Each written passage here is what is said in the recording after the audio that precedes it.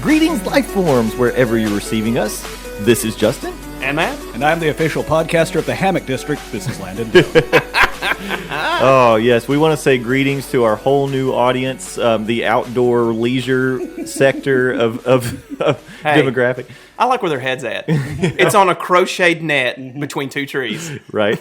I've been to their website. It looks amazing. It looks super comfortable. So, of course, what we're referring to is I may have mentioned banana hammocks in the No Pants poll from Thursday, and that obviously opened the door to a whole new audience for us as we got some retweets from hammock companies. Somebody's Google game is on point with these hammock companies. Yeah. So welcome aboard, guys. Yeah, happy to have you, Any new people, new ears are great for us. I'm going to try to bring up hammocks a lot. I feel like if we can get that hammock sponsorship, I'm all about just lazing about it. Hey, I told y'all as soon as I came on, we were going to sell out as fast as possible. Oh, absolutely. Yeah, so if hammocks are the avenue, then that's where we're going. Hey, we're going to be recording laying in hammocks. we discussed a new podcast idea. I don't want to leak it, but I think if we get that sponsorship, it's going to happen. You're sitting on gold there, man. I know. Well, this is episode 44 of the current format of Nerd News Cafe. Nerd News Cafe hammock style. Did I say 44? I meant 45. It doesn't matter. It's that episode. Okay. Are you looking down the barrel? I was looking at the numbers here, Sorry. and 44 was. We already did Welcome to Fart Swamp. Fart Swamp. We're not rehashing Fart Swamp. Yeah, I am the mayor of the Fart Swamps. Mayor of Fart Swamp. And it happens to be the last day of April, and it is already 90 degrees outside. So Yep, just strap in, everybody. For everybody else who isn't at 90 degrees, it's not fun. Yep, It's Yeah. just coming. It's coming. It's coming. it's coming for all of us. Yep. Bill Nye. Maybe it burns out early. What, us? No. We certainly will. Yeah. Yeah, we actually this week I watched the first episode of that Bill Nye Saves the World on Netflix, and the whole thing is about climate change, and it seemed appropriate to watch it this week because it was maybe a week ago we were in the 60s and now 90s. Yeah. It was kind of comfortable last week. Now it's like you burst into flames when you go outside. That happens to me as soon as I hit sunlight anyway, but now it really smarts. Yeah. I had to mow yesterday. I was like, ooh, 9 o'clock. Sorry, neighbors. Yeah. Oh yeah. But I didn't feel so bad because there was evidently somebody mowing at 7:30. I'm like, I like where your head's at. Yep. The rest of the neighbor- AM? Yes. Oh, I would be ticked off. He was if I behind us. Yeah, I would not be a fan. Not at all. I don't care.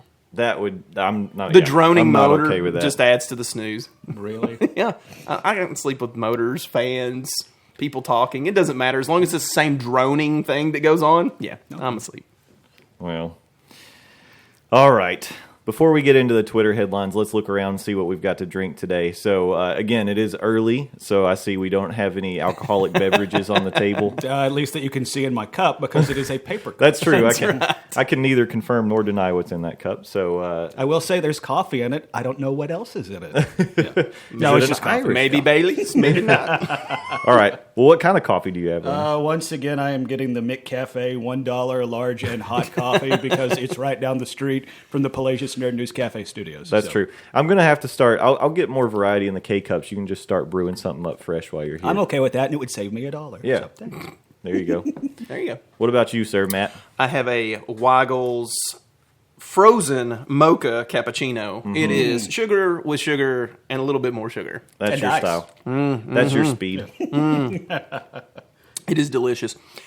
I will tell you, it tastes like, you guys ever been to Minchie's or one of those frozen yogurt places? It's literally like a cup of that. It's just tastes like frozen yogurt. And if you look at his Chocolate. pupils, you can see right when the sugar hits the bloodstream. Well, for me, in celebration of the fact that summer has arrived already, temperature-wise, I am having Simply Lemonade Raspberry. Ooh, okay. Yeah. But we can't confirm nor deny if any alcohol's in that. That's true. It's just in a glass. That totally looks like it has or some vodka belongs in it. It is delicious, though. It's not necessarily something that's going to quench the thirst because it is rather tart and sour. So I might have to run for a little water here in a little bit. Yeah, I'm puckered. Might be a little puckered, but it is delicious. I'm a big fan of sour and lemonade. I'm with you on that. They have and whiskey. They also have a Simply lemonade that's strawberry, which I didn't think I would like at all, and I like it a lot. I thought actually when I bought this one, I thought that's what I picked up because they're about the same color, and I got it home and I was like, happy accident. I like raspberry. Reading, it's so important. It's not worth the trip back. It was lined up like right with the strawberry, and the raspberry were on the shelf below, so I just wasn't You looking. were trusting the underpaid stock boy I did. to put things I made in the right that mistake. place. I did. Yeah, I know. Fool me once, shame on me. But hey, at least you got a tasty beverage. Wrong. So. I always say that backwards. Fool me once, shame on you. Fool me twice, you're not going to fool me again. Yep. That's what I learned from George W. Bush. Exactly. Yeah. You're not gonna fool me You're not gonna fool me because I got these people behind me, and they will tell me when you're lying right now. Anti-foolers behind. See them? They all wear sunglasses. Hey, Tyler. My boy, Tyler. All right. See, now we're all together, so when Matt and I go off the trail, Jay can reach over and smack us together. That's right. So. I just let it happen for a little while I try to get. I'm convinced he centered mutes on- our mics when we're Skyped in. He's like, oh, God, ooh. Yeah, cool that one down. I don't blame him, though, if I'm being completely honest. It's like a cool down button. Ooh. I should, if we were doing it real like around the horn style, I could mute you guys. That would be a nice power to have. Yeah, and Matt and I would lose points, be like, we're keeping score? What are we doing? Horn! Sorry. All right. Let's go ahead and jump into the Twitter headlines. How about it? Or else we're going to be here all day. All day. All right. If you'd like to follow along, take a look and see what we're talking about, what all this chatter is about today, you can go to our Twitter account at nerd_news_cafe. Check out our likes, retweets, and random thoughts of the day that we might throw out there. We might even put out some, interesting facts about hammocks or other. We're just outdoor- hanging around. We are the official podcast of the hammock scene. So. That's right. I'm in one now. Do you hear it? Theater of the mind. So this week, in my opinion, compared to what we've had in the last several weeks, was a little quieter. Yes, it was. We might get through the whole thing. Yeah, so we might get to everything. We might get to go backlog. Yeah, it really kind of felt like the news cycle got to summer a little bit early. Just, I don't know how the heat is around the rest of the country, but it's just like if it's this hot, nobody wants to go outside and do anything. Yeah. Just stay inside. Who wants to follow a story? Exactly, yeah. Let's just sit around, talk about how Guardians is coming out this week. Yeah, Yeah. that is Friday. gonna see it Thursday. Yeah. Going to see it, that Thursday night. So Nice. I don't know that I'll see it this week, but at least we'll have 4 eyeballs on it. Yeah, so we can I think that's spoil our it for MO you. right now is just 2 2 out of 3 every time because I didn't see Kong Yeah. and I didn't see Logan. Still. Still? Still. It's a good movie. I know. That's what they say. I Speaking of Logan, real quick, I believe on May 18th, the director said it's going to be returning to theaters for one night in a black and In white black and showing. white. I might go see that. That sounds awesome. What day? I think it's May 18th. Double Okay. check that date. That's just what I'm pulling off the top of my head. But the director did say it will be in limited release. But if you don't get out to the theater to see it in black and white, the black and white version will be on the Blu-ray. Oh, cool. Which Wow, releases, nice. I believe, the next week after that. So Awesome. So you can bring Logan home. Come on, Logan. Exactly. Yeah. Can I clench him to my chest everywhere I go? I mean, I guess you can, but you would be that guy holding a DVD when you go out in public. Nobody wants to be that guy. Is it the same as holding Hugh Jackman? No. It's not quite as warm and embracing. And congenial? Right. I heard he's very friendly. DVD doesn't break out in song either. Does Hugh Jack? Well, I guess in Yeah, he does. Yeah, we're talking late. Did they sing in Australia? in Australia? No, do they sing in Australia? No, actually, music Is that is outlowed in Australia. Drop bears No, have the killed movie. all music. No, the movie. I was thinking movie. The movie is well, I was thinking of Men at Work. They sing. They're Australian, right? And Chumbawamba. I heard they come from a land down under.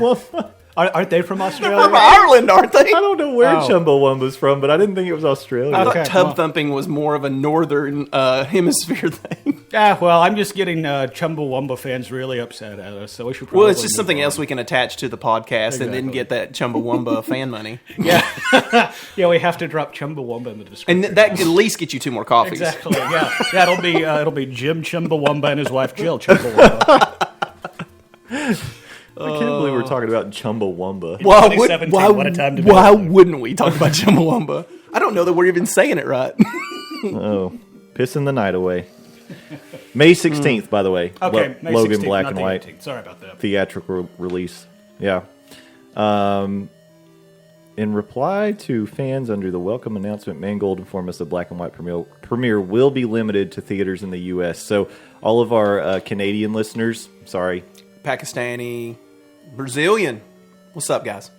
We appreciate the download. And the Canadians. Love the Canadians. We'll tell you about it. Yeah. It'll probably be a lot like the movie you saw in theaters, but with less color. I'm going to go out on that limb. I haven't seen it, though. So. It'd be like if you showed it to your dog. Don't they usually get like the DVD Blu-ray stuff before we do anyway? Depends on the movie. I know some movies will, like international, will be released in the home market before it does America. But, I mean, unfortunately, I think we're going to be talking about this in a little bit. With internet access, you're really never away from anything. True. Yeah, that's true, right. true.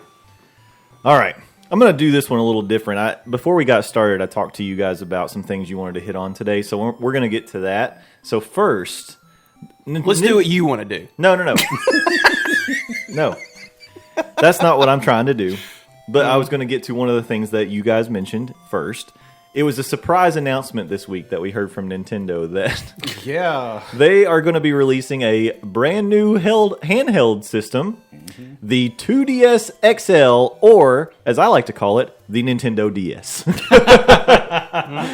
Yeah. It really looks like that the, I guess, glasses-free 3D, at least from Nintendo, is dead. Yeah. And, I mean, the price point that they announced this at, $149.99 in North America. I'm somebody that just bought a 3DS XL new thing. Like, Nintendo throws a whole bunch of adjectives on that crap.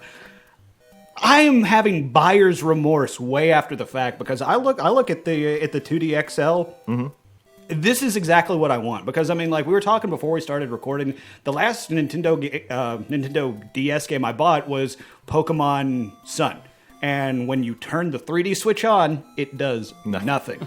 Not a thing. Not even in combats like it used to on older Pokemon games made for the DS. So it really feels like the manufacturers and the game developers have already abandoned the 3D element of it. So it really almost feels like Nintendo is playing catch up at this point. It'd be funny if when you a game like that, if you just you tried to kick on the 3D mode and it started doing things like trying to sling a yo-yo at your face and like spraying silly string, throwing a pie, we're juggling and I lost control. Paper airplane. just really cheap 3D tricks.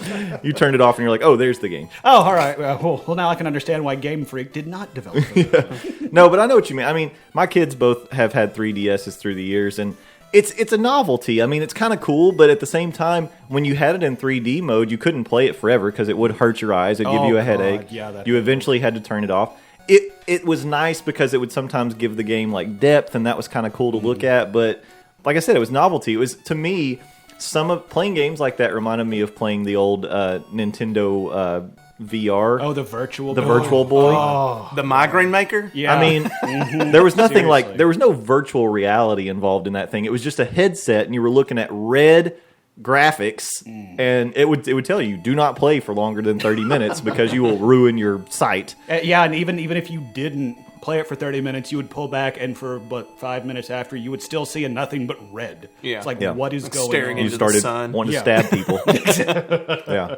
I mean, it was fun, but it was a gimmick, right? It was, and honestly, it's like the 3D aspect. I think we can now look back and say this was a gimmick. Yeah.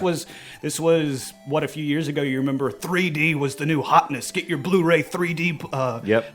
Blu-ray players They even and made buy the the cell phone. $150 glasses. Exactly. The cell phone with the 3D It really feels capability. like 3D is a gimmick, and it comes back time and time again. It's called 50s technology that we're rehashing for the dollar. I'm over it. I'm ready for holograms.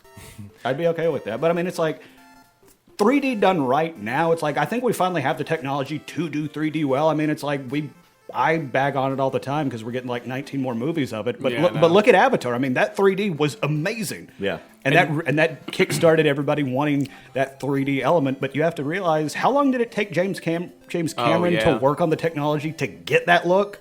So I mean, not everybody can do this.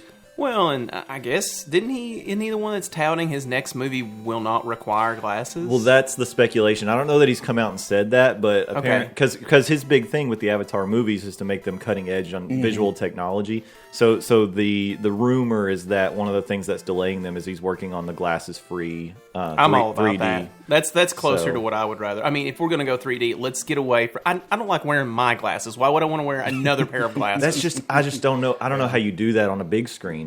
Because with that many eyes looking at it at a different angles, you know, and like today, if you let's say you have a Google Cardboard, you put your phone in there. What's it doing? All it's doing is there's two images. It puts a line down the middle of it, and when you put it on your face, each eye is seeing a different thing. That's how you create 3D. So to do it on a big screen from far away, I don't know how. Maybe 2 projectors. It would have to be, I think, but I don't know. And he's getting a theater to invest in that, and wow, I don't know. I'm surprised every day the things we develop. So I mean, who's to say that he's just like, hey, it's this screen you got to buy, or you instead of glasses they give you like a big divider to put between your eyes, and you have to sit with it perfectly lined up to the middle of the screen. Please put your avatar board to your face now. Everybody's land sharking. You know. I don't know. Maybe they put the glasses on the projectors. Like, oh, just slide these right on here. I mean, you laugh, but I mean, that might the lens. Yeah, I mean, it really might be something like that because, again, like I said, it's like okay, Avatar 2 comes out opening night. That theater is going to be packed to the brim. Well, let's look at it this way. I mean, we have HD movies being projected. 10 years ago, that's unheard of. I mean, something on HD required. LCD screens, and it had to be a certain type of, image being projected on it, and this, that, and the other. Now it's everything. If it isn't HD, you don't watch it. It's like, oh, God, regular? Yep. I don't even know what the regular channels look like on my TV. Like the cable guy's like, don't go past the 900s because that's all the regular stuff. I'm like, oh, okay. And I have never been past them. I'm just like, I'll stay in 901, 902, 800. Ooh. Yeah. Ooh, fuzzy. Good God, avert your eyes. Avert your eyes. I mean, like I said, for that technology to move that fast to where we're just, I mean, even the little ones you can hook to anything, the little projectors, those are HD. Of course, you got to be like, 5 feet from something, but still, that's a projection. That's light being pushed against. So what's to say you can't do that with 3D? Yeah. I mean, don't get me wrong. I don't know. I don't know how it works, so I can't speculate either way. Yeah. So I don't know. I just think believe in Cameron. But here's something I wanted to ask you, and going back to the Nintendo discussion, it's a little weird because it felt like one of the big things they were doing with the Switch was creating a device that would not only be a home console but a handheld device, a good handheld device. So now they're putting out something that competes with that. I don't think that it competes. I think it's a secondary market. But I guess what we were saying when it came out was, we even asked the question, is Nintendo getting away from doing things like the separate handheld, so they're focusing on the Switch? But, right. But you feel like they're targeted at different things? I feel like that because, number one, the Switch is fragile. I mean, that thing is might as well be a crystal vase. Okay? Because you drop it, it's done. And we all know screens aren't cheap.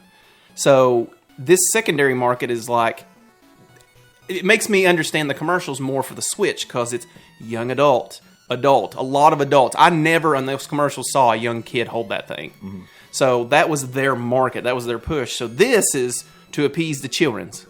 Okay. It's like, hey, new DS, and it's cheap, and you feel good about it. And if they come out with some games that, work in tandem with whatever this may or may not have, I mean, it doesn't have 3D, but it may have other options. It may have some connectivity. It may have an online presence. You never know.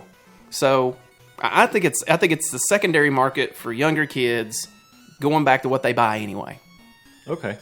That's an interesting thought. But I think I have to agree more with Jay on this because I know the Switch has positioned itself as a home console that can go on the go. This is a mobile console that you can hook up and play at your home. It's like, yeah, it has 100-hour games like Zelda Breath of the Wild and Mario Kart 8 Deluxe just came out, and we got Splatoon 2 coming. It's like, yeah, it's all multiplayer. This is stuff that you want to play at home. You have the option to play on the go, but it's like, I look at the Switch as truly a on-the-go console that you can play at home. But it's weird. It's like, it sounds like the majority of the people are agreeing with Matt because Forbes.com has the article, and the title is "The New Nintendo 2DS XL is a 3DS killer, not a threat to the Switch." So in Nintendo's mind, they're echoing what Matt said. This is their secondary machine that, and he's right. In theory, the 2DS will be more sturdy than the Switch. So you give it to little 8 to 10-year-old Jimmy and get him hooked on Mario at that age. And then when they grow up, exactly. And you talk about sturdiness. That's an exact thing. I mean, my son has a 3DS. We've already had to fix the screen once. The 3D screen, which stays on 3D all the time. Luckily, the games aren't 3D anymore, so he doesn't, come in there holding his head and passing out. I can't see anything. It hurts. But, with the sturdiness of this, you could make a more rugged console. Because, I know you have seen the kid that's like, oops, and just, the kids are clumsy. People are clumsy. Yeah, adults are clumsy. 32-year-old Landon has dropped his tooth. That's what I say. So many times. I don't want to gear this towards kids. I feel like this is that, for lack of a better term, the bathroom game system. Because that's what it is. You sit down, you want to take some time just to thumb it away for a minute. You're good. So it's sturdy, it's good, it's reliable. They know how to build these. How long have we had a DS? What's the history on this thing? Are we getting close to 10 years? I know there's been 1,000 iterations of it, but you're talking about they're building the same car, putting new tires on it. If I had to guess, I would think we're closer to 20 years. 20 years? With a DS. But think about 20 years of building almost the exact same thing over and over and over again. You get good at it. And especially on, on the 3DS and the DS for that matter, it really feels like they're just reinventing the wheel. It is. But at the same time, that wheel's awesome. And think about how many other game publishers have entered into the mobile handheld gaming world saying, we're going to take on Nintendo. We're going to take down the Game Boy. We're going to take down the 3DS. Yeah, where are they? Exactly. It's like... The PS Vita, that was a fun piece of technology. It was. It could not hold a candle to the DS. I think their promises hurt them. Yeah, personally. That is true. I think the promises hurt them. Because what they tried to do with the Vita is what's being done with the Switch, except there's no external console. Exactly. Well, and like even going back further to that, remember, Sega does what Nintendo don't. Yeah, exactly. They had that Game Gear. It's like Game Gear was great. Look at all these graphics on the go. It's like, watch all these batteries fall out of it. Exactly. Yeah, they did mention that you had to play it within the length of a wall outlet. But. Yeah, even the battery charging packs on that thing weren't even worth an hour. No. You charged it for 6 and got an hour out of it. It was worse than an RC car. So I don't know. I don't want to sound like a Nintendo fanboy because I don't buy Nintendo. I haven't bought a Nintendo since '64. We bought, the kids there, the DS is the first DS. And then my son, through Christmas and grandmother money, got a 3DS, but that's all we have. But I think it's a great idea. I think they should be doing this. Why not grab that market? No one else is. What other handhelds are out there? The mobile market. Just mobile. The phone mobile market. Honesty, and that market's fragile too. Our phones, our tablets, all that stuff is just as fragile as the Switch. Yeah. There are specific tablets and phones that you can get that are made really durable for kids or other things like that. They're a really broken OS though. Yeah, there's an age thing on it that you can't break or you have to download for this system of games or you have to, have in-house money, through whoever you bought it from to buy the games. Who wants to do that? Yeah. My kids want Mario. My kids want Mario Kart. They want to play, Pokemon. They want to play those games that are Nintendo's cash cows.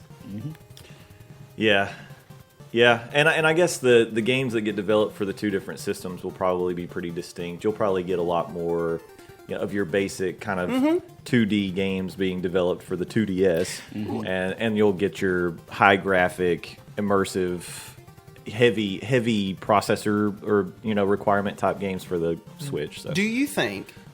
Now, this is just speculation. I haven't read the article. I don't know anything about this thing. I didn't even watch the stupid video or whatever's on this article. This is just me thinking. What if they were able to give you something like Pokemon Go for that? Cellular connectivity. Or Wi-Fi connectivity, or some kind of market that allows you to go poke hunt with these things. And that's the direction they push these. Because think about it. You don't want to buy your 7-year-old a phone. You don't. so they can go pokey hunting. You don't. No, that's not going to happen. You don't want to, but in 2017, sure. I'm not saying that they don't, but I'm just saying, yeah. But you usually buy them something crappy. I mean, you buy them, talk or whatever, straight talk or something. Something you can call them. Where are you? Not that you should not know where they at, but where your 7-year-old is. Where are you? It's midnight. It's midnight. Do you know where your 7-year-old is? Come downstairs. No. I think that would be more of a market for that if they were going to go that direction. Could they go that direction? Probably not. But I mean, you would have to sign up for some. If they were going to do mobile, they'd have to have some sort of network. And what kind of market would that make? Yeah, $30 a year, guys. Any time that there is an online aspect, and it's generally Nintendo's online aspect, I just feel super uneasy because it's like right now the Switch, you go to page 2 in the eShop. It's a big splash page coming soon. That's the second page in their eShop where you go to buy stuff. I think they were very preemptive on this system anyway. I feel like the Switch was like a hurry up and get it out because I think you guys are getting Destinied right now. Mostly, you're the beta players. Where's the complaints? Where's the problems? What do they want? We get all that, crunch it, make it. Next year, boom, it explodes with everything you could possibly want from the first iteration. It's funny. That's usually not the approach of Japanese companies. No, you typically get that with American companies. You get a half-finished product because they want to rush to market. But Japanese are all about you get a finished product. Especially a Japanese maker like Nintendo that's been around for over 100 years making games, and that Nintendo seal of quality to them still means something. Yeah, but didn't their owner just die? Yeah.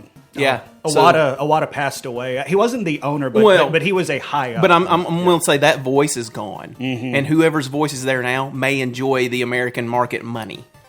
They're still making money with half-ass products. I think we can do the same, guys.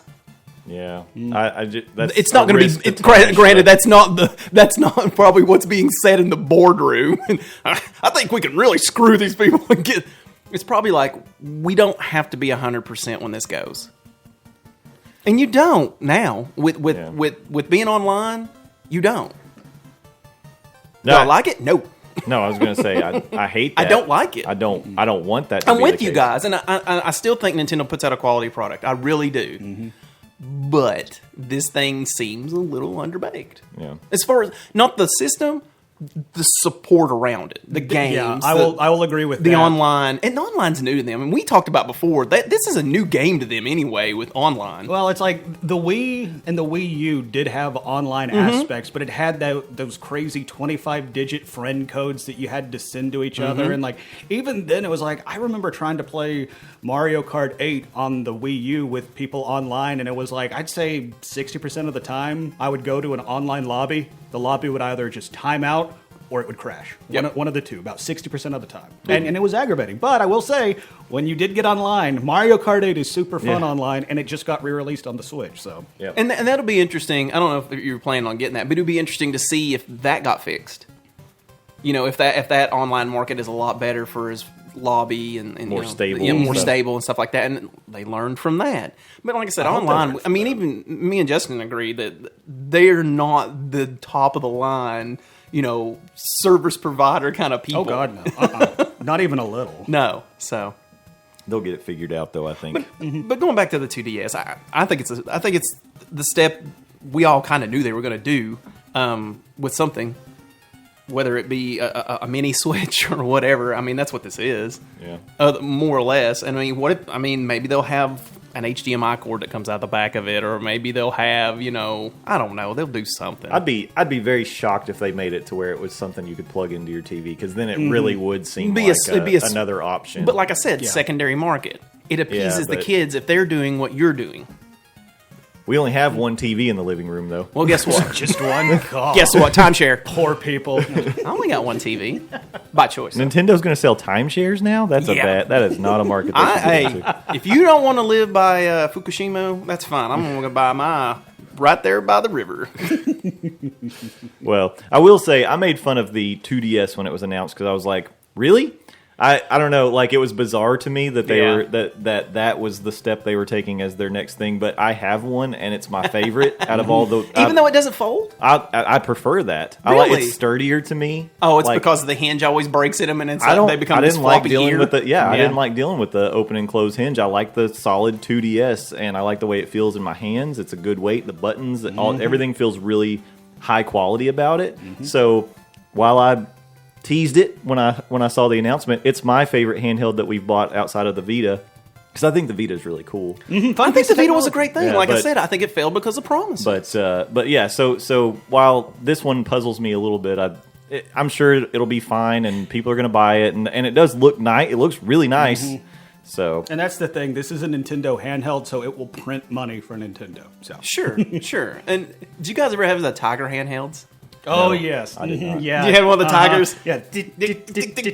When he was talking about how nice it was, I was thinking, did he have a Tiger and he just misses it? You don't remember the ones that had like it was... You had a Tiger. The liquid crystal guys you could play different games on. They were called I Tiger remember the handhelds. ones that were like only one game, though. Yeah, it was just the one. Like you bought the game. Okay. Street Fighter with air quotes. Yeah. Okay, or a racing game or something like that. Mortal Kombat with air quotes was just Scorpion and Sub-Zero. That all they could do is punch and duck. Yeah. But that's what the 2DS reminds me of, is like a really updated version of that. It's like, now I can switch the games. Oh, okay. Well, then I did have one of those. I'm glad that, and I mean, I don't know what you would call it, maybe a third market or a fourth market, but like the people who sell cases for these things, the people who sell like the button covers, who sell the holders, I mean, they're going to make so much more money with another handheld that goes out too. And Mario and Nintendo has a lot of that market. Hey, you bought that new DS. Would you like to keep it safe in a Mario bag? Yeah. You know? Switch cases and carriers are still hard to find online. So yeah, there's definitely a That's market what I'm for saying. That secondary market surprises me is not exploded on Amazon or eBay or all that, because usually they're the first to be like, hey, look at all these cases, you know. So I don't know. All right. I feel like we should switch subjects. This whole show's going to be this whole show's going to be Nintendo. But we're going to stay in gaming, because I know, Matt, you were excited about the Call of Duty trailer that we got this week for Call of Duty World War II. Yes, World War II. And I'll tell you what, I have been a big voice of, I am over Call of Duty. I'm over it. COD Blops 3 was not good, I didn't think. There's a lot of people still playing it, don't get me wrong. It just wasn't good. It was too much technology. We're running on walls. We're jumping. We're flying. I mean, we're super powered, you know. And then Modern Warfare felt like you're on coke and speed just everywhere. Everybody's super fast. Maybe I'm just getting old. I don't know what it is. I'm just really tired of both of those. And I do miss the old games. Well, my big game right now is Battlefield 1. I love it. The old guns, the maps, everything. And when I saw this trailer, I was like, well, I saw the thing where I was like, oh, here we go. We're going to remake it, guys. You know, going for the gold. But man, it looks great. As far as if you're getting half the story that they're alluding to in this trailer, it looks awesome. Because one of my favorite shooters was Medal of Honor. I think it was Medal of Honor 2, where you're on the beaches of Normandy. And I think... we're storming the beaches again. I know, Landon, you mentioned that, everybody you had heard was like, I'm so tired of storming the beaches of Normandy. We're back. Yep. Well, and it's interesting because when the people that I used to hang around and play with online, when they were making that statement, that was right before Modern Warfare, the first one, came out for the PS3 and the 360. And at that point, all first-person shooter war games were World War II centered. World War II, yeah. And it's interesting now that everybody's clamoring for that. It's almost like it's cyclical. Yeah. Like we're tired of Normandy, we want to go modern. All right, we're tired of modern, we want to go Normandy. And I get it. I mean, it was one of the greatest battles happening. I've been to the beaches of Normandy. Still 60, 70 years after they stormed those beaches. Still pot ridden. Oh my God, just like I'm just talking about it. Yeah. Every hair on my arm is standing up. I mean, it's a powerful place to be. Exactly. And the game, I mean, looks amazing with the graphics that they've given it. I mean, it is. If it is Medal of Honor Reborn, it is super well done as far as the cut screens. I mean, we haven't seen any gameplay yet. They get you. I mean, there's a small clip of somebody reloading a gun in gameplay, which looked really good. Okay, yeah, I was gonna say, are we sure? Because There's a little one I saw. All right, there may be more. I do remember them like saying a couple times in-game footage. Yeah, in-game footage. Just it's real quick. It looked good. It looked good. I'm a big campaign guy, and the campaign on this, if you're following stories, I'm all about it because there's so many stories in that war you could follow. Just little stuff, big stuff. Maybe you get to be both sides. I don't know. I wouldn't think so with the poster and stuff, but maybe you get to be different contingencies because I think in the Medal of Honor you were always the Americans. So maybe you get to be the English. Maybe you get to be French. Maybe you get to be some other sides of things. So has there ever been? Sorry, this was just a thought that occurred to me. Has there ever been a first-person shooter that was set in like the American Revolution? Have we ever gotten that? Yeah, I want to say yeah. I know I've seen a Civil War one. There has been a Civil War? Because I was going to say... It wasn't good. I was going to say... And it was like over the shoulder. It wasn't like first-person shooter. It was third-person shooter, I want to say. I guess I was wondering if there was a battle that like would be off limits. Like some sort of a war where it's like, okay, we're not going to create some kind of fantasy warfare gameplay around this topic. Yeah. Well, if I remember correctly, in the last home console cycle, some publishers did try to make Vietnam-themed first-person shooters, and they weren't received well critically and publicly. And I do still think, to some people, like I grew up in a household my father served in the Army, served in Vietnam, and for the longest time, that was just one of those things you don't talk about at the house. And so... maybe that's the closest thing for now, anyway. For now, anyway. Maybe 50 years from now they could do it. Here's I'll say probably why we don't have a revolutionary one. Mm-hmm. Who is that going to make look bad? Yeah, you're not going to sell those overseas, at least in some aspects. That's true. I guess you got to lose two big markets I can think of right now. Our Canadian friends probably. You got to think about that, yeah. And then definitely the UK. Well, they released different versions for each country. Oh, do you want to be a red coat or not? Now, I will say, and they can change I history. need to check the numbers on this, but Assassin's Creed did a Revolutionary War game. I was just about to say, number 3. But did it do well? Actually, I want to say it did, but maybe it didn't do as well as the others. Coming off of the Ezio story trilogy, expectations were really high because Assassin's Creed 2 and then the 2 spin-offs of 2 were amazing. Still the peak of the Assassin's Creed franchise, in my opinion. So, like, the world it created where Connor was running around in colonial America, it was cool. Interacting with some of the history figures, that was cool. But it was an Assassin's Creed game, and it was a vastly different game from what people had been playing. So true. The combo style, the fighting style. You had to hunt now? Yeah, you had to hunt. There was a lot of things they shouldn't have. I wasn't okay with the Ezio merchant of the lifetime over there where you're buying everything in Italy. The clothing shop, I own it. I love Ezio. that whole arc is so I'm an Altair guy forever. Ezio. But Ezio was, I liked old Ezio. You know, when he got grizzled. Yeah, I was like, yeah, the whole cutscene. This is Assassin's Creed podcast now. That whole cutscene where they have got him in the old Assassin's Order thing. Was it Revelations? And they're getting ready to hanging. Mm-hmm. You know, the Templars have got him. They're getting that whole cutscene or him getting away is awesome. Yeah. You know, he's looks like he's accepting his fate and everything. And he goes and he sees Altair jump off, and he's like, "Oh, sweet, yeah, cool." Yeah. Well, I guess I don't die today. And he jumps off and does this little spin move, gets out of the road. It's crazy. Mm-hmm. It's insane. So I don't know, but going back to sidetracked. No. But going back to the Revolutionary War one, I wonder if there was a market that got separated from that because I mean it did make the British look like crap. Actually, they made settlers look like crap from what I imagine. I remember. You do have to remember at the beginning of every Assassin's Creed game, they give that disclaimer: this game is made by a group of people, multicultural people of various religious beliefs and view and ideology points. So it's like that's the thing. Whenever you have a good versus evil story based in the real world.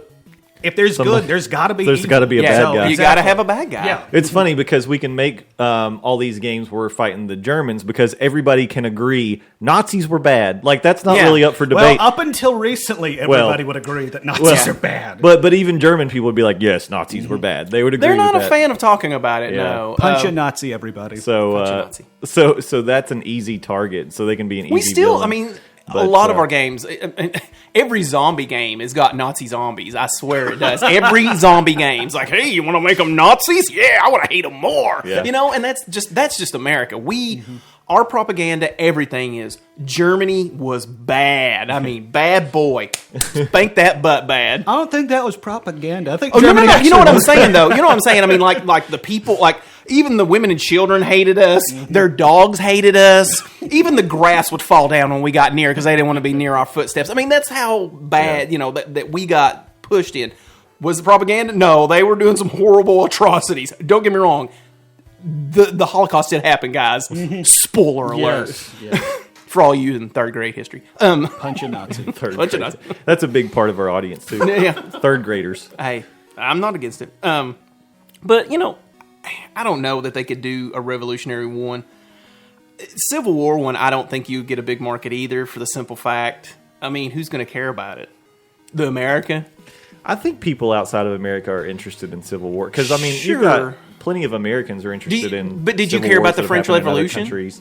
Did I care about it? I think it's interesting. How interesting I would play a game Would you of French spend Revolution. $60 for a French Revolution If it was game? a good game, I would. Did you buy... I'm not. You're talking about isolationism, But did and I you, don't think that's well, true. no, I'm saying, Isolationism did you doesn't buy Assassin's Creed Unity?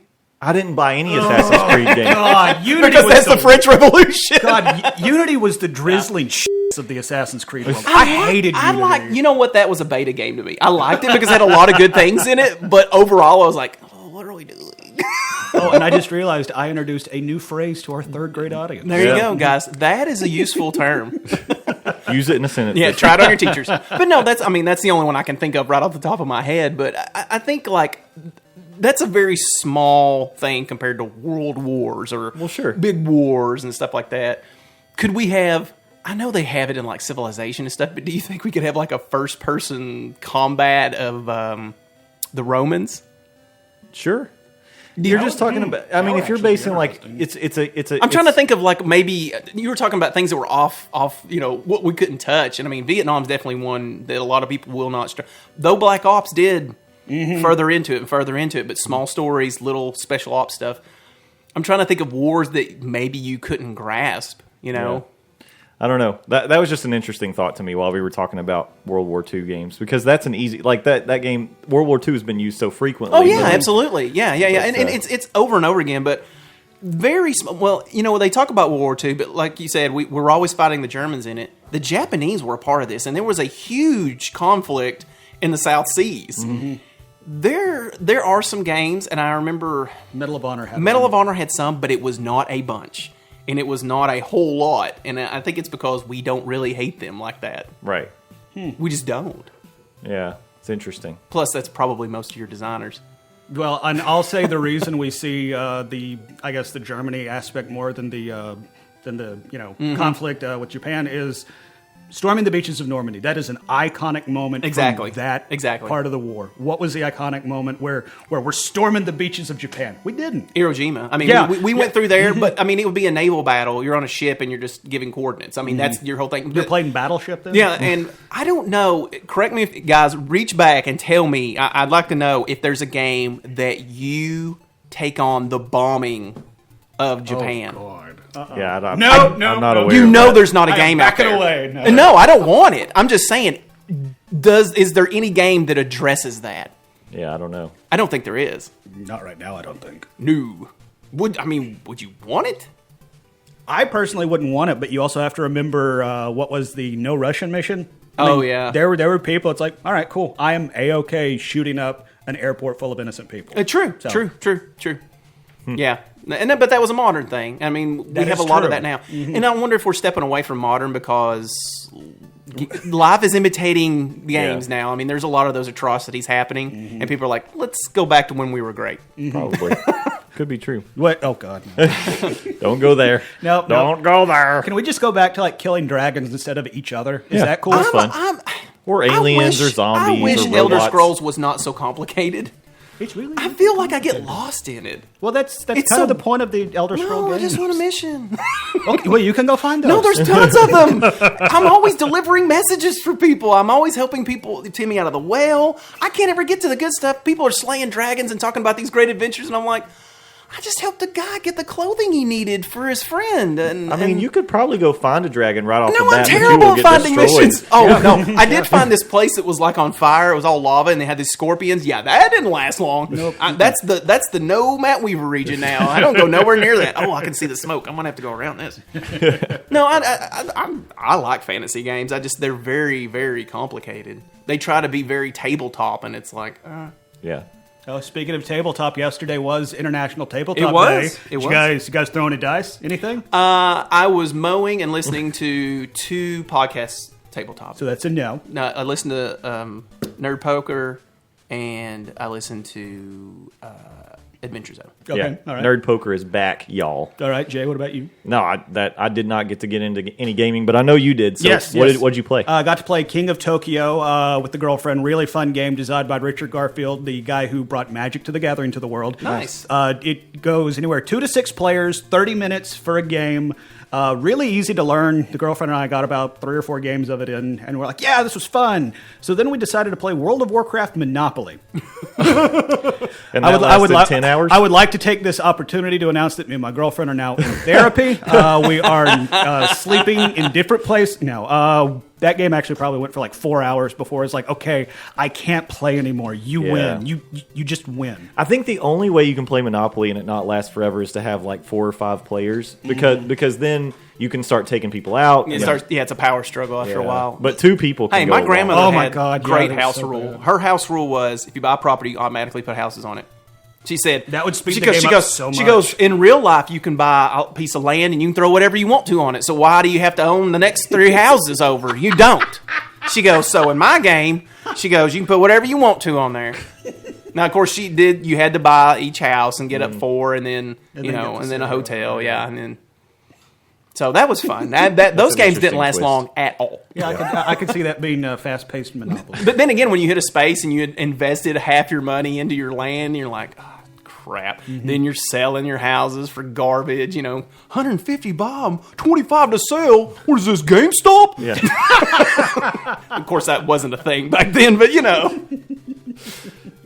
Landon, you bought that haunted mystery. Yeah, I saw that. Betrayal on the house. Betrayal of the House on the Hill. And how's that? Have you played what it? is that? Have not gotten a chance to play it because that is a 3 to 6 player game. Oh, okay. There's a little bit of role playing element in the game. It looks super fun. Yeah. I discovered it watching Will Wheaton's tabletop YouTube video where it's a 2-parter. He and some comedians play it. Yeah. It looks like such a fun game. It's a co-op game until there's a twist. And then suddenly it's one versus the rest of the party. It is super cool. Like the atmosphere is you're in a haunted house and it's a tile turning game. So every time you play the game, it's different. So Nice. like you're going to be walking down a hall. So you flip a hallway tile.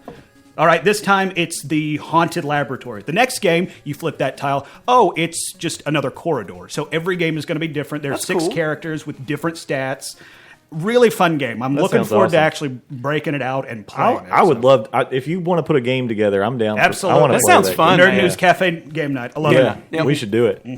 So, all right. Well, we're going to wrap this up because we're going to go play Betrayal Sorry, guys. on House on the Hill. Sucks to be you. Start rolling dice. So, all right. Well, again, if you want to go take a look at the things that we've been following this past week or in future weeks, go to our Twitter at nerd_news_cafe. You can go out to our website, nerdnewscafe.com. We have a Facebook fan page. We're on YouTube now. And I missed something. What did I miss? Or is that all of it? Did you get our website? The website's out there. Yep, it's all there. Sorry, Just I Google wasn't us. listening, so. Just Google us. You'll find us.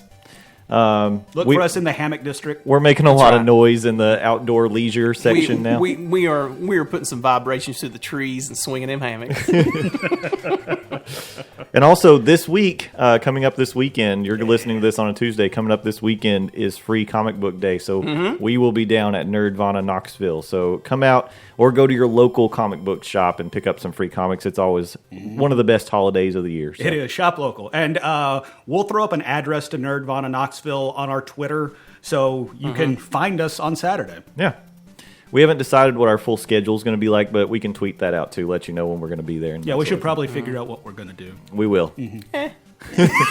Oh, I just want to say I want to alienate our freestanders out there. If you have a hammock that's freestanding, we respect you too.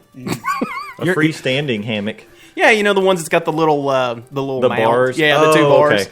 Yeah. Not between trees. I see. Not between trees. Your download still. I know. I kept saying tree hammocks, and I don't want. I don't want to alienate our freestander audience. We're open to anyone who uses any kind of a mesh resting device.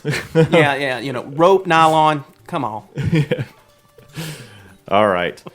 Well, anything else before we wrap up today, gentlemen, or we covered it? Twitter.com/Landoz, LANDOZ. I don't know. Do what you got to do. Just say, go Bears. Go Bears. All right. Oh, yeah. How's that Mitch Trubisky pick? Hey. Let me tell you something. There are many a story where it's like, we didn't think he was going to do anything. I can tell you what that's going to be, but it's not for the podcast. Okay, all right. This is not the Chicago Bears podcast. I'm you can hear me at Dub Bears podcast. Oh man, that would be fun. Wings and beer and okay, never mind. We're scrapping the hammock idea. We're going to Da Bears podcast. Da Bears podcast. We're gonna have heart attacks live on air. It's gonna be great. That'd be a baker's dozen. It's because of this draft pick. I'm having trouble breathing. All right, thanks for tuning in this week, guys. We've enjoyed it. Tune in Thursday. We will see you next time. In transmission.